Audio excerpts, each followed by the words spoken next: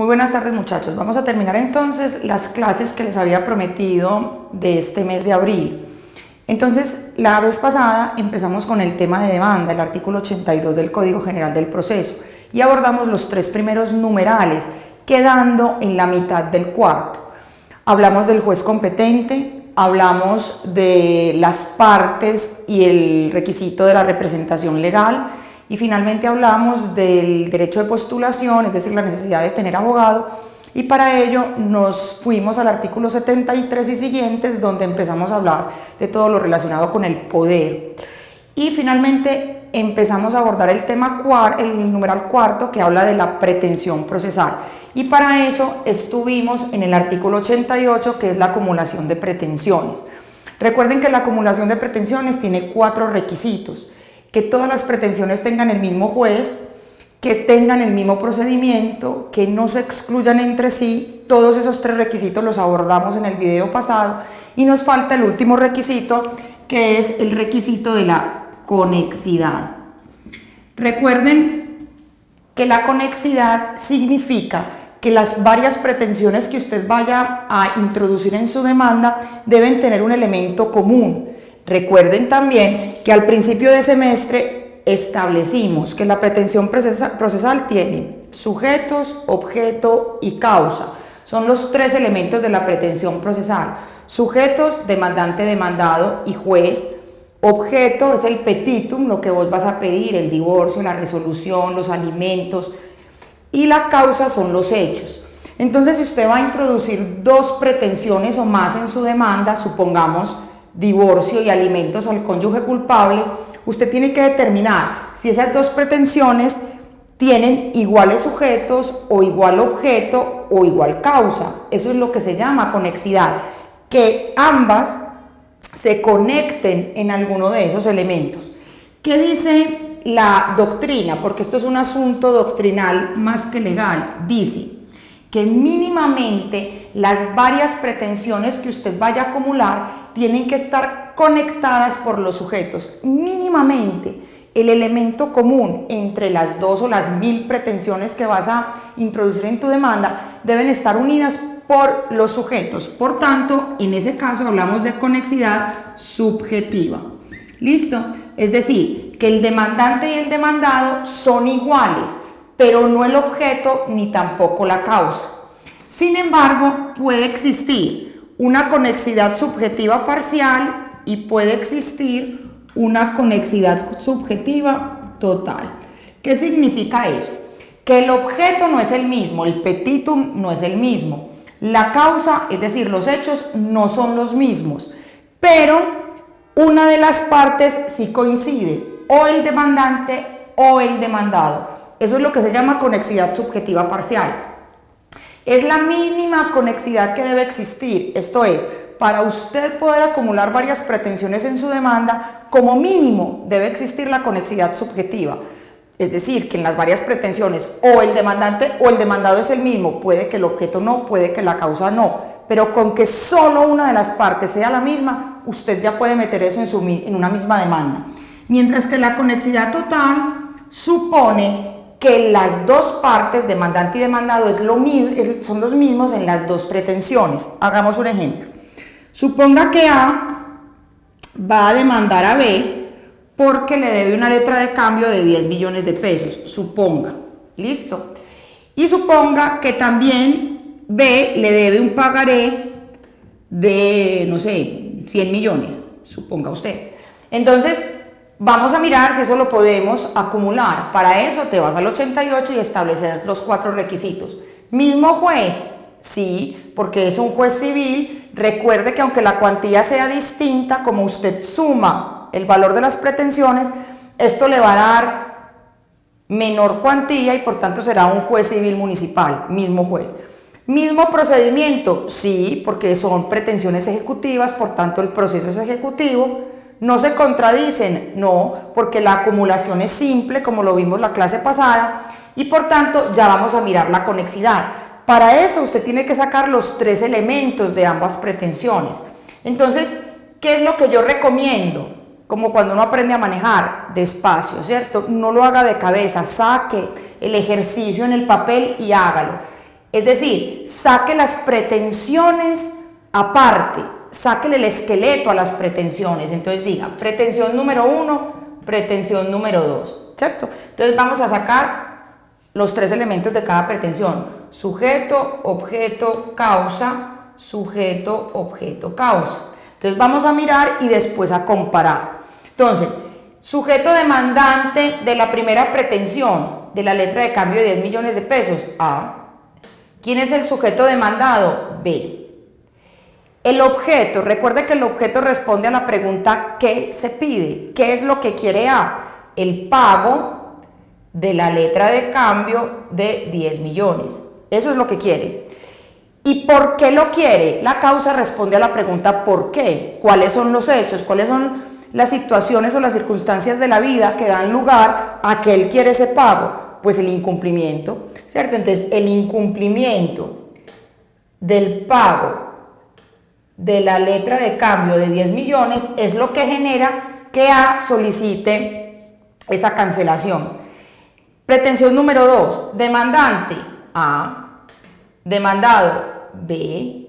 ¿Cuál es el objeto? El pago de la letra de cambio de 100 millones de pesos.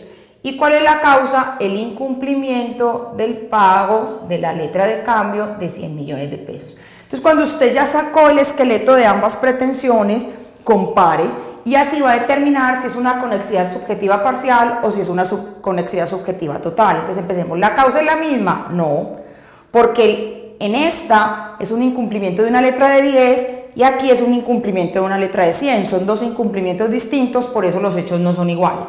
Pago sería lo que estoy buscando, pero es el pago de 2 títulos valores distintos, por eso el objeto no puede ser el mismo. Pero los sujetos sí son iguales, por tanto hablamos de conexidad subjetiva total. ¿Listo? Ese sería el ejemplo de la total. Pero vámonos a una parcial. Suponga que es el mismo cobro de las letras de cambio, pero resulta que los deudores son distintos.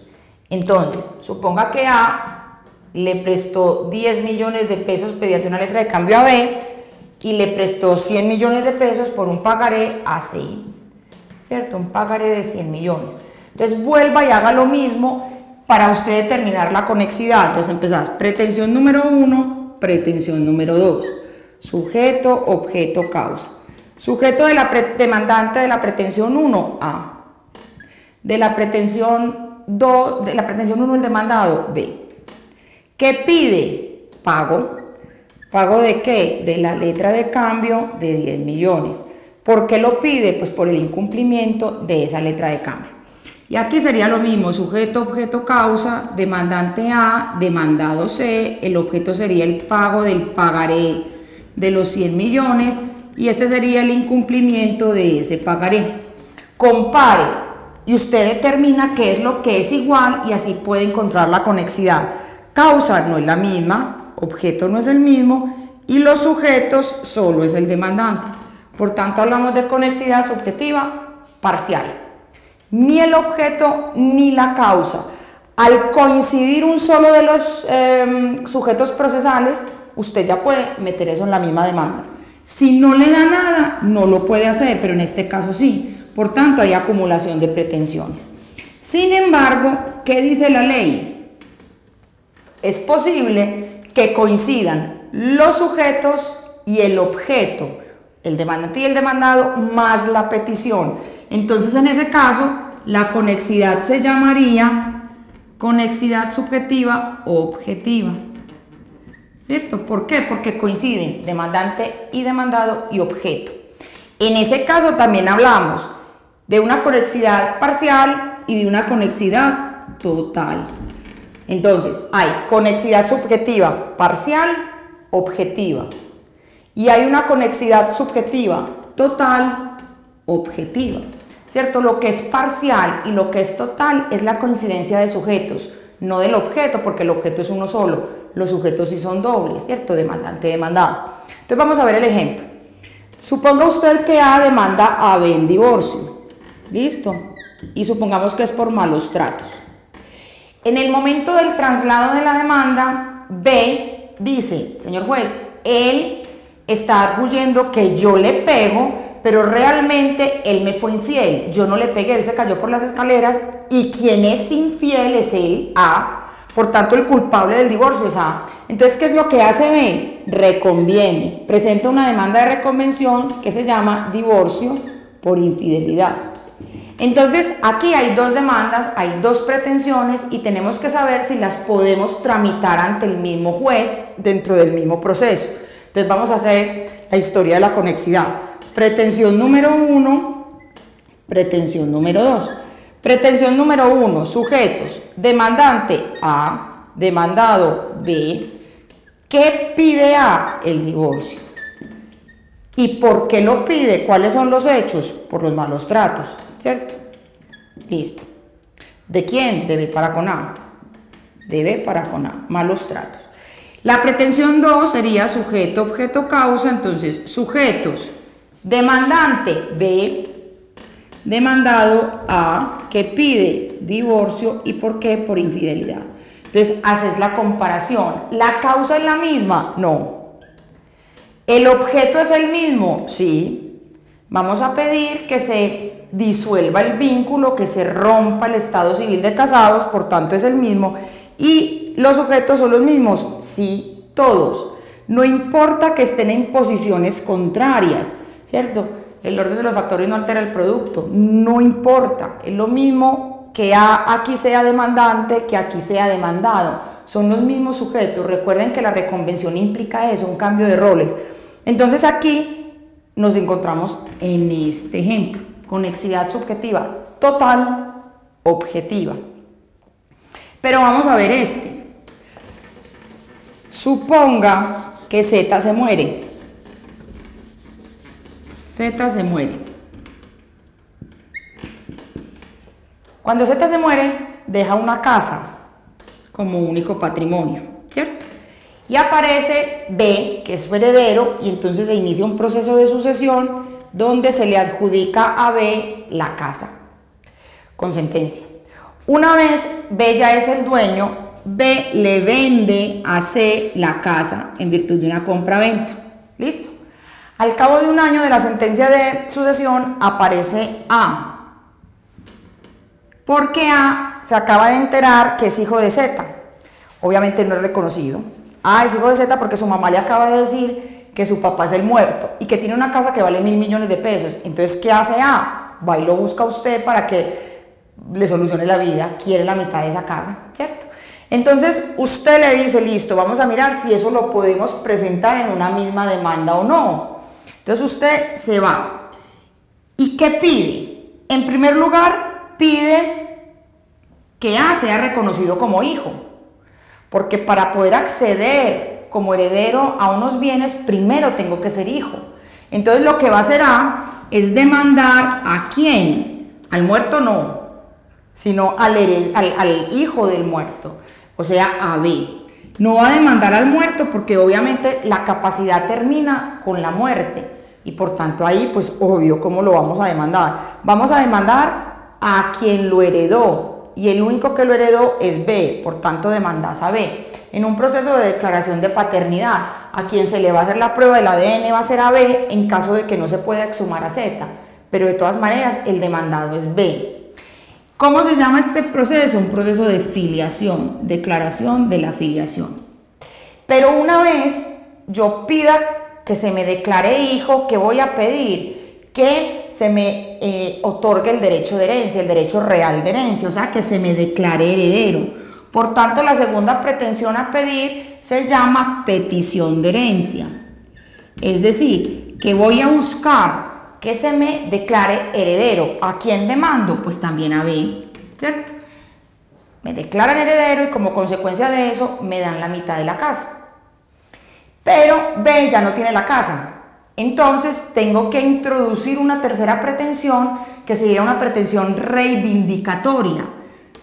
Acuérdense que el proceso reivindicatorio o la pretensión reivindicatoria es aquella que instaura el dueño de la cosa en contra de quien la posee, en contra del poseedor. Hay un señor que es C que tiene la cosa. Entonces usted como abogado de A usted dice, si yo como abogado le voy a pedir al juez que le dé el dominio a usted de la casa, es porque quien tiene en este momento la casa es el poseedor, no puede ser el dueño, porque no pueden haber dos dueños. Si yo, abogado, le digo que usted es dueño, es porque este es poseedor. ¿Qué hacen los estudiantes? Que ahí mismo salen a defender a C. Y entonces el estudiante, por regla general, me dice, profe, pero ¿cómo así si entre B y C hubo una compra-venta? Y yo, ¿qué le respondo? ¿Usted es el abogado de quién? ¿De C o de A? Usted es el abogado de A. No piense en el pobre C, que paso tiene abogado, ¿cierto? C, el abogado de C defenderá esta compra-venta, usted no, usted la va a destruir, ¿cierto? Porque usted es el abogado de A. Entonces lo que usted va a buscar es demostrarle al juez que este señor no es el dueño, es el poseedor, porque su abogado va a alegar el dominio suyo. ¿Y por qué va a alegar el dominio suyo? Porque usted es el heredero. Y la herencia, recuerde que es un derecho real, y a través de la herencia usted adquiere el dominio. Entonces, vamos a pedir la reivindicación contra C. El problema de si C es dueño o no es dueño es un problema del juez, no es problema suyo. Usted alega la posesión. Entonces ya tenés tres pretensiones. El punto es, pues usted ya le solucionó eso en la oficina al cliente. El punto es, ¿usted puede presentar eso en una misma demanda, sí o no? Y para eso tenés que mirar las reglas de la acumulación. Entonces mirad, supongamos, ¿es el mismo juez? Sí. ¿Es el mismo procedimiento? Sí. ¿No se excluyen? No, porque esto es una acumulación consecuencial, según la clase pasada. Vamos a mirar ahora y nos vamos a centrar únicamente en la conexidad. Entonces arrancamos. Pretensión número 1, pretensión número 2, pretensión número 3 y compare. Sujeto, objeto, causa. Demandante de la primera, A. Demandado de la primera, B. ¿Qué pido en la primera pretensión? La filiación. ¿Por qué la pido? La pido porque presuntamente la mamá de A se acostó con el papá de B y entonces tuvieron relaciones sexuales y por tanto la carga genética la carga genética del muerto pues le pasó a B. Esto es, técnicamente hablando, ¿cuáles son los hechos?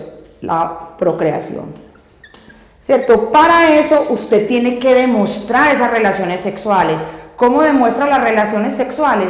Con lo que le enseñaron a usted en Derecho de Familia y en Personas hace mucho tiempo, cuando le dijeron que de la fecha del nacimiento se presume la de la concepción, contados desde la medianoche del nacimiento, no menos de 180 días anteriores y no más de 300. Presunción de concepción del artículo 92 del Código Civil. Vaya, estudie lo que seguramente en este momento está abriendo los ojos diciendo que no se acuerda, ¿cierto? Pero entonces es muy importante eso, ir a ese punto, alegar los hechos, mostrándole al juez que en ese tiempo del artículo 92 del Código Civil, presuntamente el muerto tuvo relaciones sexuales con la mamá de A. Eso lo tiene que probar. ¿Cómo? Pues la prueba del ADN, por supuesto que es la prueba reina, y si no testimonios, y si no documentos, o sea, hay mil formas de acreditar eso. Pero entonces los hechos serían la procreación. La 2 sería sujeto, objeto, causa. Demandante de la 2, A. Demandante, B. ¿Qué pido? Pido la petición de herencia, es decir, que se me declare heredero y se me entregue la mitad de la casa. ¿Y cuál es la causa? La causa no es que A es el hijo del muerto, la causa es la muerte de Z, ¿cierto? Del fallecido. Esto es la sucesión de Z, porque el derecho de herencia se adquiere una vez hay un muerto. Es decir, cuando ocurre la delación de la herencia, en ese momento es cuando se adjudica el derecho real de herencia, antes no. Por tanto, la razón por la cual se va a pedir la herencia no es porque se sea hijo del causante, sino porque una persona que murió. Esa es la razón. Entonces, ¿qué es lo que vas a demostrar? Que Z falleció. Obviamente tenés que demostrar que es hijo, pero para eso está esta primera. Lo que tenés que demostrar en esta segunda pretensión es la muerte. Y la tercera sería sujeto, objeto, causa. Entonces, sujeto demandante, A. Sujeto demandado, C. ¿Qué pide A? La reivindicación de la casa X, ¿cierto? De la casa con nomenclatura tal, ubicada en tal parte, bueno, usted la detalla. Reivindicar, ¿realmente qué está reivindicando? No está reivindicando, o sea, técnicamente no está reivindicando la casa, lo que está reivindicando es el uso y el goce, esto es la posesión, porque lo que me quitaron a mí no fue la casa, fue la posesión. Como consecuencia de que me devuelvan la posesión, obviamente me tienen que devolver el inmueble, pero realmente lo que yo pido es que me entreguen el uso y el goce, porque recuerde que yo tengo la disposición, yo soy el dueño. ¿Y por qué pido eso?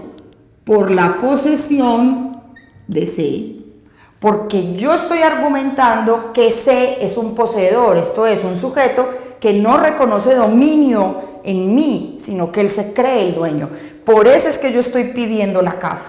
Entonces, vamos a mirar si se pueden conectar y meterlas en la misma demanda. ¿La causa es la misma? Pues por supuesto que no. Aquí es procreación, aquí es la muerte de Z y aquí es la posesión de C, tres hechos distintos. ¿El objeto es el mismo? No, porque es aquí filiación, aquí petición de herencia y aquí reivindicación. ¿Y el sujeto es el mismo? Aquí tenemos como sujetos el demandante. Entonces aquí tenemos también conexidad subjetiva parcial, que sería el caso anterior, ¿listo? De la conexidad subjetiva. En esta conexidad subjetiva objetiva vimos la total. La parcial sería, este sería otro caso, otro ejemplo para que lo tengan en cuenta.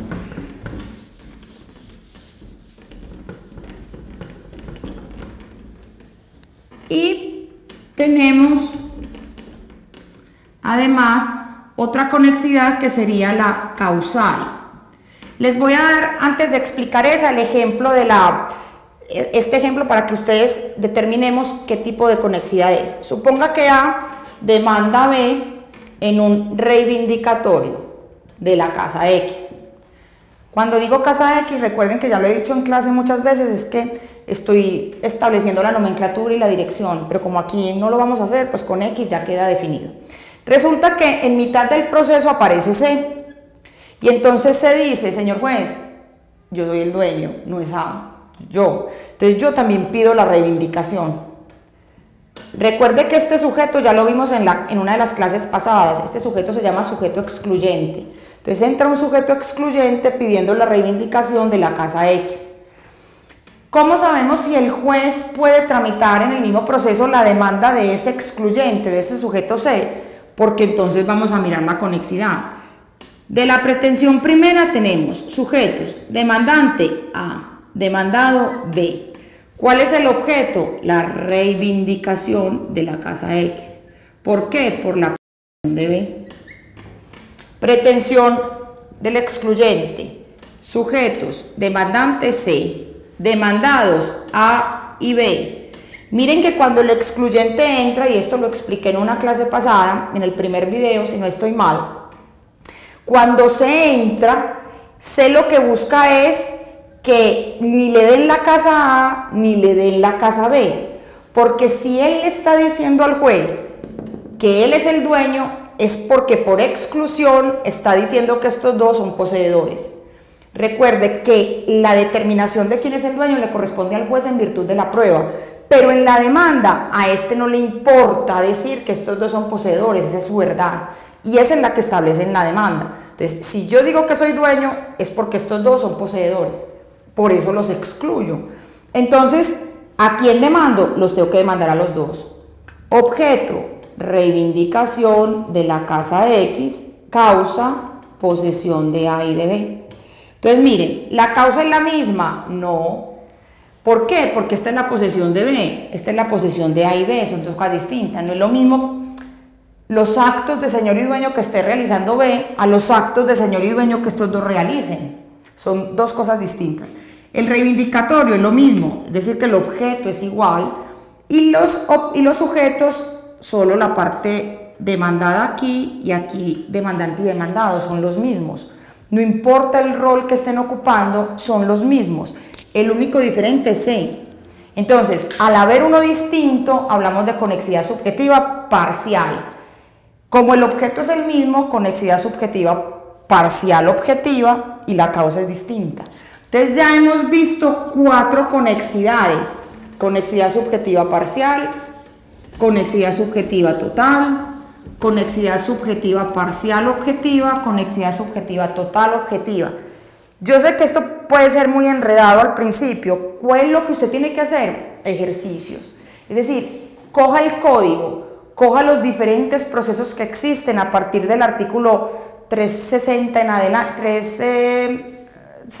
en adelante y empiece a jugar con ellos, inventarse casos y mirar si las pretensiones son comunes. Es la única forma. O sea, aprendiéndose esto de memoria no va a servir, ¿cierto? Hay que hacer ejercicios. Y la última conexidad sería la conexidad subjetiva causal. ¿Qué es lo común? Los sujetos y los hechos. No se conectan en el objeto. Les voy a dar ejemplos. También hay parcial y también hay total. Conexidad subjetiva parcial causal, conexidad subjetiva total causal. Entonces miremos, A demanda B. ¿Por qué? Porque B es el inquilino. B incumplió con los cánones de arrendamiento. Entonces A lo que va a pedir es una restitución de bien inmueble arrendado. Pero además, ese no pago de cánones le genera unos perjuicios a A. Entonces A va a pedir pago de perjuicios. Podemos acumular las dos pretensiones, miremos si son conexas. Entonces empezamos. Primera pretensión, sujeto, objeto, causa, demandante A, demandado B. ¿Qué pide? Restitución de bien inmueble arrendado. ¿Por qué? Por incumplimiento en el pago del canon, por ejemplo.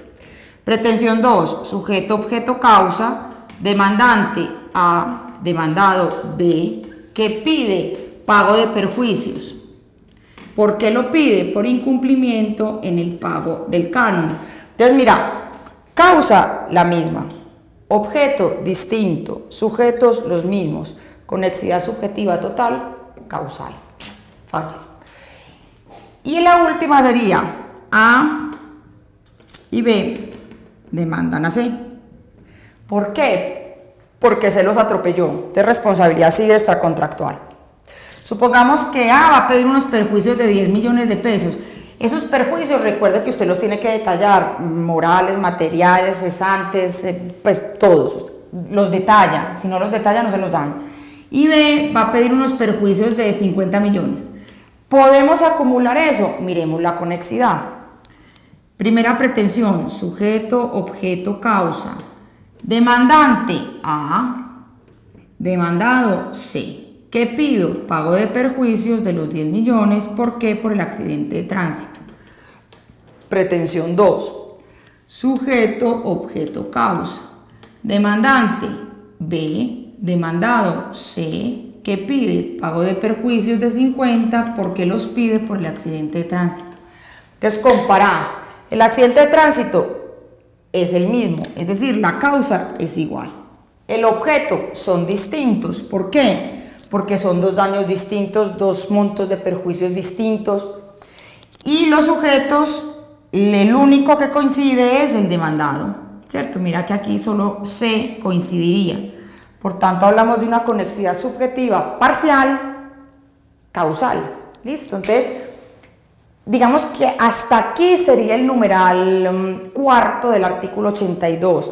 Acumulación de pretensiones. Tenga muy claro entonces los requisitos del 88 y muy especialmente el de conexidad, dando una anotación importante, y es que cuando se cumplan los 3 primeros requisitos del artículo 88, esto es, mismo juez, mismo procedimiento y que no se excluyan entre sí, pero no se da la conexidad, es decir, las pretensiones no coinciden por ninguno de estas 6 que acabamos de ver, si el demandado no propone la excepción previa de indebida acumulación de pretensiones, este vicio se sanea, siempre y cuando, vuelvo y repito, se cumplan los 3 requisitos de la acumulación, mismo juez, mismo procedimiento y que no se excluyan entre sí, supremamente fundamental eso. Devuélvanse al artículo 82 entonces y veamos los últimos numerales, que los vemos rápido, que son el quinto. Dice: los hechos que le sirven de fundamento a las pretensiones debidamente determinados, clasificados y numerados. Ese numeral tiene que ver con la causa, es decir, los hechos es la causa de la pretensión. Tenés que contar muy bien la historia. Recomendaciones: cuando el código dice numerados, determinados y clasificados, es eso, es decir, numeral por numeral, no escribir los hechos en unos párrafos inmensos, sino por cada acción del demandante o del demandado es un hecho, ¿cierto? Traten de hacerlo de manera cronológica y por cada hecho tiene que haber un medio probatorio que acredite lo que usted está diciendo que pasó en la vida. Es decir, que ese numeral 5 tiene que ver con el sexto, porque el sexto dice: la petición de las pruebas que se pretendan hacer valer con indicación de los documentos que el demandado tiene en su poder para que éste los aporte. No vale de nada introducir muchos hechos en la demanda si usted no tiene medios probatorios que acrediten, porque acuérdese que hay un principio general que dice que lo que no se prueba no existe, así haya ocurrido. Es decir, la prueba es supremamente fundamental dentro del proceso jurisdiccional. Todos los medios de prueba que usted tenga en su poder deben ser entregados con la demanda y aquellos que no tenga deben ser solicitados para que el juez los decrete con posterioridad. Entonces es absolutamente importante. Igual, todo lo que tiene que ver con los medios de prueba y con las pruebas dentro del proceso lo verán en derecho probatorio. No está de más que usted, digamos, empiece a leer un poquito lo que tiene que ver con pruebas, que está a partir del artículo, ya le digo, 164. A partir del artículo 164 del Código General se habla del régimen probatorio y es muy importante. Es decir, yo diría que el proceso jurisdiccional es la parte más importante. Si usted no prueba, pudo haber hecho una demanda maravillosa, pero si no tiene medios probatorios no le sirve de nada. ¿Listo? Entonces ahí lo dejamos. 7. Juramento estimatorio. Bueno, entonces el numeral 7 del artículo 82 habla del juramento estimatorio. Para eso usted se tiene que ir al artículo 206, es decir, que concuerde ese numeral 7 con el 206. ¿Qué es el juramento estimatorio? El juramento estimatorio es, un sucedáneo de prueba. ¿Qué significa ser un sucedáneo de prueba? Significa que si el demandado no se opone al monto que el demandante establece en la demanda, directamente ese monto pasa a sentencia, es decir, no pasa por el periodo probatorio y condenan al demandado por lo que el demandante está diciendo, reemplaza la prueba, no entra en el debate probatorio. Entonces es una sanción muy grave para el demandado. El juramento estimatorio es un instrumento que utilizan o que se utiliza en el derecho procesal cuando la pretensión es de contenido pecuniario, patrimonial, y lo que se está pidiendo es o indemnizaciones, o frutos, o mejoras, o compensaciones. Entonces, cuando usted en su demanda va a introducir alguno de esos elementos y los va a pedir, usted tiene que hacer un juramento estimatorio. ¿Qué significa eso? Debe hacer una cuenta, un cálculo del valor de esos perjuicios, de esa indemnización, de esos frutos o de esas compensaciones. Una cuenta que debe ser pormenorizada, es decir, ya no vale como antes, que los abogados decían, condénese al demandado a pagar 100 millones de pesos de perjuicios moratorios o lo que se llegare a aprobar en el proceso. Ya no te sirve decir eso, sino que tenés detalladamente, de manera razonable y racional, establecer el monto exacto, hacer las operaciones matemáticas, todo. Si usted no lo sabe hacer, debe buscar entonces un perito que se lo haga, porque si no lo hace correctamente y se excede, eso le va a traer sanciones. El Código General del Proceso, si usted lo lee, establece dos tipos de sanciones para el demandante y una sanción para el demandado en caso de que el juramento estimatorio se haga al revés. Si, por ejemplo, el juramento estimatorio que hace el demandante excede en un 50% a lo que se llegare a aprobar en el proceso, es decir, El demandante en su demanda dice que el demandado le debe 100 millones por perjuicios y en virtud de la prueba se llega a comprobar en sentencia que no, que lo que se le debe realmente son 40 millones de pesos. Entonces mire que el desfase entre lo que se pidió y lo que se probó fue más del 50%. Aquí hubo un desfase de 60 millones, más del 50%. Entonces, ¿qué dice el legislador? Ahí el demandante, por vivo, lo vamos a sancionar. A pesar de haber ganado, porque le van a dar 40 millones, él tiene que pagar el 10% de esta diferencia, es decir, 6 millones. ¿A quién se los ha de pagar? Se los ha de pagar al Estado, Consejo Superior de la Judicatura. ¿Por qué? Porque actuó de mala fe. Es decir, que el juramento estimatorio es una figura que desarrolla el principio de la lealtad procesal. Esa es la primera sanción para el demandante. Segunda sanción para el demandante. Suponga que el demandante no logra probar dentro del proceso el monto de su juramento estimatorio. Él pide 100 millones, pero resulta que no fue capaz de probar que efectivamente el demandado se los debe. Entonces absuelven al demandado, sentencia absolutoria. El código habla de que entonces el demandante le debe pagar al Estado el 5% de ese juramento estimatorio, porque no fue capaz de probar. Entonces, hay unas sentencias de la Corte Constitucional que ya hablan de la constitucionalidad de ese artículo, que dice que solo procederá esta sanción del 5% cuando la falta de prueba sea por temeridad del demandante. Porque si no me dio culpa del demandante, supongamos los testigos se le enfermaron y no los pudo llevar, y esa era la prueba que él tenía, ahí no lo van a sancionar con el 5%. Pero si él tuvo la culpa al no llevar los medios probatorios necesarios, ahí es cuando lo van a sancionar. Entonces el juez, para aplicar la sanción, tiene que mirar el caso concreto para determinar si hubo temeridad o no del demandante en el acopio de la prueba. ¿Listo?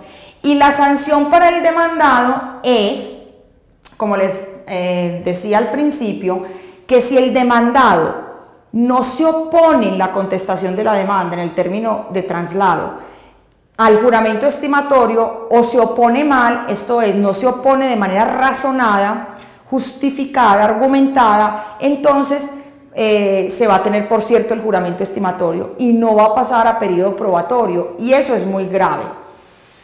Hay una cosa muy puntual en este artículo 206 que también es muy importante advertir, y es que cuando estemos hablando de incapaces en la parte demandante o demandada, no opera el juramento estimatorio.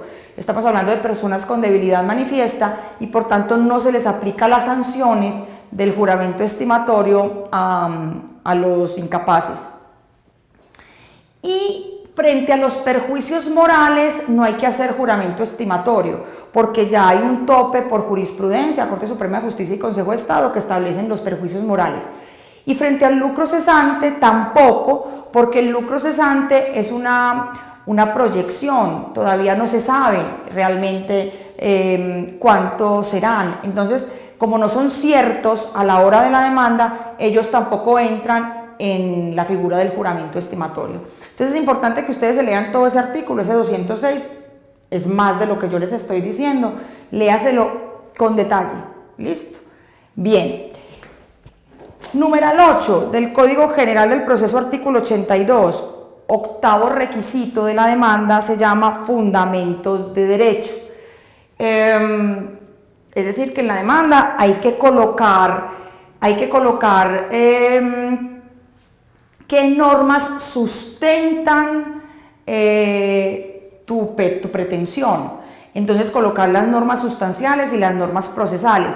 No hay que hacer como muchos abogados que colocan extractos de sentencias o transcriben todo el artículo, no. Simplemente usted coloca fundamentos de derecho, Código Civil, artículos 20, 580, ¿cierto? Código General del Proceso 82, 324, solo el número, con eso es suficiente.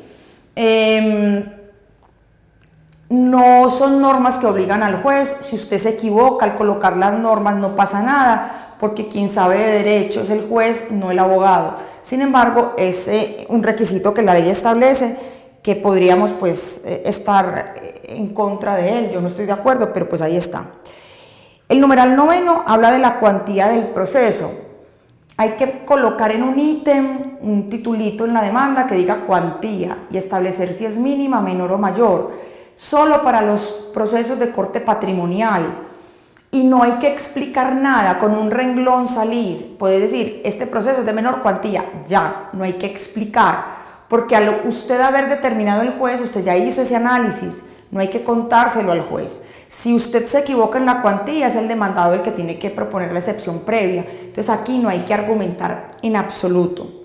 Y finalmente el numeral 10 me habla de que hay que colocar el lugar de las notificaciones. Entonces otro título donde usted pone notificaciones, pone la dirección donde usted quiere recibir notificaciones, y la dirección del demandado a efectos de notificarle personalmente.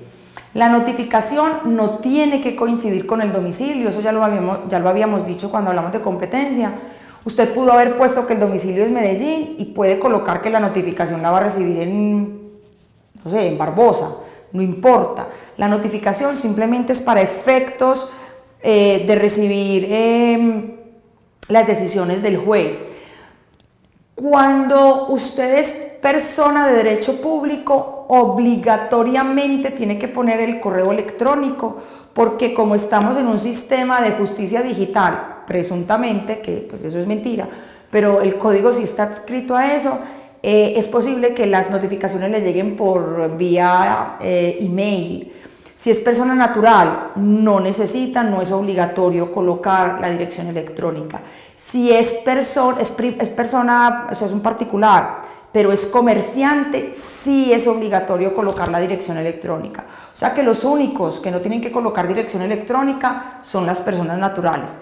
Tenga claro que si usted la coloca, la parte contraria está obligada a enviarle a ese email todos los memoriales que aporte al juzgado al día siguiente de haberlo radicado en el juzgado. Entonces yo coloco mi dirección electrónica, la parte contraria, cualquier memorial que interponga, salvo el de medidas cautelares, radica en apoyo judicial, al día siguiente ese memorial tiene que estar en mi correo, porque si no, yo puedo solicitar que lo multen, porque es un asunto de lealtad procesal, ¿cierto? De ética profesional, de moralidad. ¿Eso dónde lo encuentran? En el artículo 78, numeral 14. Entonces es importante que vaya relacionando, digamos, todas las conductas del demandante y del demandado a lo largo del proceso. ¿Cómo entrega usted la demanda? Usted tiene que entregar esa demanda como la acabamos de ver, con todos esos requisitos, entrega todos los originales y entrega los anexos, es decir, todos los documentos que usted relacionó en esa demanda originales, y entrega tantas copias de esa demanda y de esos anexos como demandados haya. Entonces, si usted demandó a 5 personas, usted entrega original de demanda y anexos, 5 copias, una para cada uno de los demandados, y entregas además una copia de la demanda sin anexos para el archivo del juzgado. Todo ese paquetico lo entrega, y además tenés que grabar la demanda en un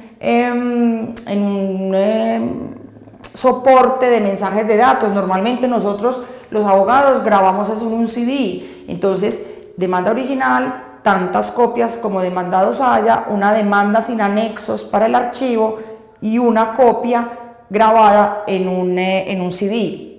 Y todo eso lo entrega para que el juzgado pueda entregárselos a los demandados a la hora de la notificación. Y finalmente, para que demos por concluida esta sesión, y el resto ya lo vemos la primera clase de mayo, en clase, es qué pasa una vez ya se ha presentado la demanda, como les acabé de indicar, con todos los requisitos del artículo 82 y con esta entrega de copias, como lo acabamos de ver. El juez pasa al estudio de admisibilidad, ¿cierto? Al estudio de admisibilidad. Para eso, el juez tiene que determinar si inadmite, si rechaza o sí admite. Esas son las tres posibilidades. Todo lo hace a través de un auto y lo hace a través de un auto interlocutorio. Acuerde que el auto interlocutorio es una decisión de fondo que tiene que ser motivada porque admite recursos por regla general. ¿Qué me dice el legislador? Y esto está en el artículo 90. ¿Qué me dice el legislador? Me dice, ¿cuándo rechazamos? Rechazamos cuando el vicio en la demanda, cuando el demandado se equivocó al hacer la demanda, según ese artículo 82, de manera muy grave. Y solo hay dos causales gravísimas por las cuales se puede rechazar. Uno, porque el juez es incompetente. Y dos, porque hubo caducidad de la acción. Es decir, se me pasó el tiempo para presentar la demanda. ¿Dónde están los términos de caducidad? En el Código Civil. Eso sí, usted ya tiene que ir a mirar el derecho sustancial cuáles son. Le pongo ejemplos. Término de caducidad para presentar una demanda de impugnación de la paternidad, tenés 140 días desde que conoces que no sos el papá o no sos la mamá. Una demanda de lesión enorme, tenés 4 años desde la celebración del contrato. Una demanda de nulidad relativa, tenés 4 años. Es decir, cada acción tiene un término y ese término usted lo debe conocer, porque si ya se le pasó no tiene sentido presentar la demanda. Es un absurdo, o sea, estás colapsando la administración de justicia para que te la rechacen. Entonces, esas dos causales implican un rechazo de plano de la demanda. Y esas dos causales generan recursos. No. La caducidad de la acción, cuando te rechazan por caducidad de la acción, sí, le cabe reposición y le cabe apelación. Pero cuando es por falta de competencia, no le cabe recurso. Y usted ya lo vio cuando vimos conflicto de competencia. Váyase al artículo de conflicto de competencia, porque ahí le dicen que cuando el juez se declara incompetente, no hay recursos frente al auto. Entonces hay que relacionar este artículo 90 con lo que aprendimos de conflicto de competencia. Relaciónelo con el 139. ¿Listo? Inadmisión de demanda. La inadmisión de demanda son sanciones, las causales de inadmisión son sanciones, porque el demandante se equivoca al elaborar la demanda, pero por unas causales menos graves que el rechazo. Son unas causales que son subsanables, y por eso cuando el juez inadmite, lo que hace es darle al demandante 5 días para corregir. Es decir, el demandante a través de su abogado se equivocó al elaborar la demanda, como vimos en el artículo 82, se le olvidó cualquiera de esos requisitos. Entonces el juez le dice, te equivocaste demandante, te doy 5 días, anda, corregime, la volvés a traer. Entonces, por cualquier causal, salvo la competencia, si el demandante se equivocó en la competencia, recuerde que es rechazo. Si el demandante se equivocó porque no integró el litisconsorcio necesario, que eso es un requisito de forma importante de la demanda, tampoco hay inadmisión, tampoco hay rechazo. A pesar de ser un vicio de forma, ni se inadmite ni se rechaza. El juez admite, y como vimos las clases pasadas, lo único que hace es llamar al litisconsorte que falta, darle la oportunidad de intervención y continúa. Es decir, admite, le jala las orejas al demandante e integra el contradictorio, pero no se inadmite ni se rechaza. Si hay trámite inadecuado, que también es un requisito de forma, entonces un divorcio, y el demandante presentó la demanda de divorcio a través de un proceso ejecutivo, una cosa loca, pero supongamos. Entonces, pido el divorcio de B a través de un proceso ejecutivo. El juez dice, por Dios, un divorcio es un verbal. Entonces, el demandante se equivocó en el trámite. Si nos vamos a la regla general, diciendo que la inadmisión es por incumplimiento de los requisitos del 82, habría inadmisión.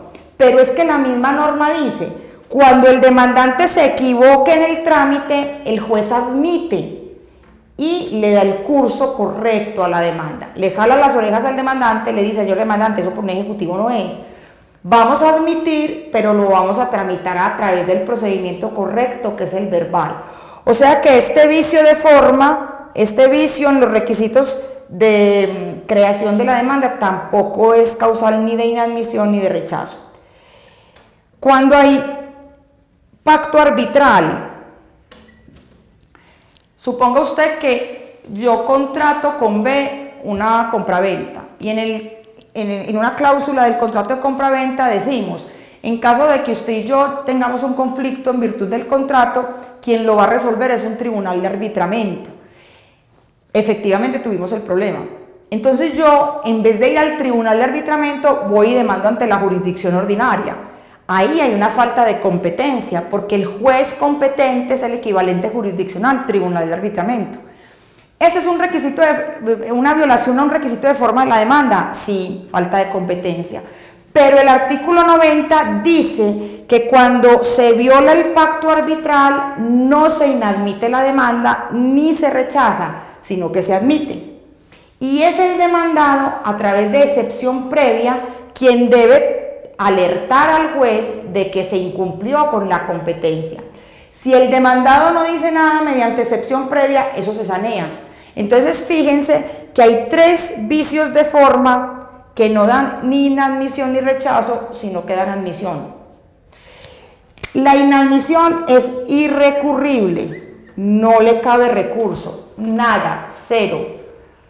O sea, el juez puede hacer lo que quiera, lo que quiera.